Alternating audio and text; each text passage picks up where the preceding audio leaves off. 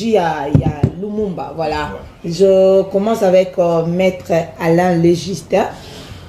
Lélo, ça fera 63 ans depuis qu'il était assassiné, Lumumba, voilà, Premier ministre, l'ancien Premier ministre de la République, Premier ministre, voilà, de la République démocratique du Congo. Alors, d'entrée de jeu, nous voulons savoir, c'est quoi votre analyse sur les combats menés par Lumumba, à part politique Naé et Zalakini.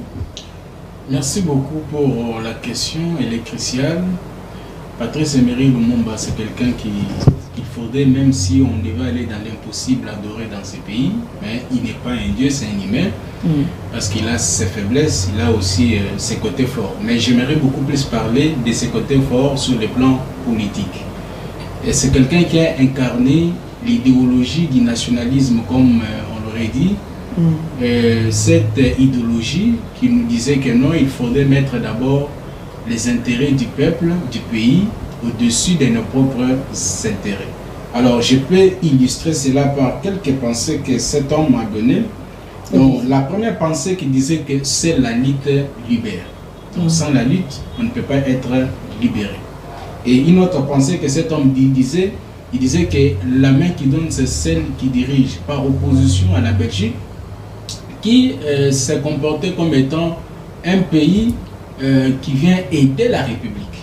Alors, lui a compris que par le seul fait que quelqu'un vous donne, c'est cette personne-là qui pourra vous diriger. Alors, on doit faire les renversements des valeurs. C'est ainsi qu'il dira au président de l'époque, Joseph Kasavubu, lui dire que non, trop c'est trop, on ne peut pas dépendre toujours de la Belgique. Nous sommes aussi prêts à faire mieux. Et aussi, il est le père de l'indépendance, bien qu'il n'est pas le premier, parce que les premiers, je l'aurais dit, je pense, dans l'une de vos émissions, c'était le prophète Simon Kimbangu, les tout premiers à réclamer l'indépendance de la République. Alors, lui est venu acheminer les combats, parce que nous l'avons toujours dit que la démocratie, c'est un processus. C'est un combat qui ne prend jamais fin, mais on peut le continuer. Alors, il est aujourd'hui le père de l'indépendance, parce que c'est par la phraseologie qui est restée aujourd'hui plus élégante, qui disait que l'indépendance de la République n'est pas un cadeau à faire à la Belgique, mais c'est le bien fondamental du peuple congolais. Alors c'est un homme, un monument historique, et j'aimerais même, j'ai entendu des gens qui disaient que non, il était pressé pour réclamer l'indépendance de la République.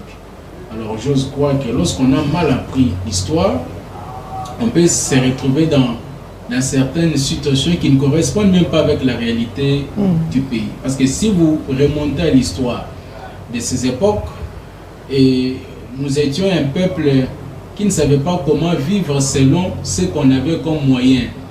Un peuple qui ne mangeait pas à sa faim. C'est pourquoi vous verrez même le 30 juin 1973 qu'il fait son discours, il dit désormais le peuple congolais mangera à sa faim, le peuple dont les Congolais se sentira mieux chez eux.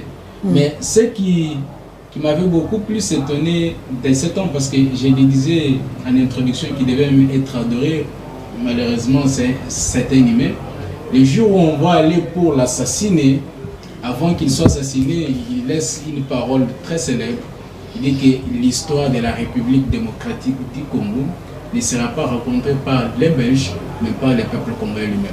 Quelqu'un qui a accepté de donner sa vie pourvu que nous, aujourd'hui, nous soyons indépendants avec ses collaborateurs, bien qu'on ne les cite pas aujourd'hui, mais ce sont des gens aussi qui ont combattu à ses côtés. Voilà au moins ce que moi je peux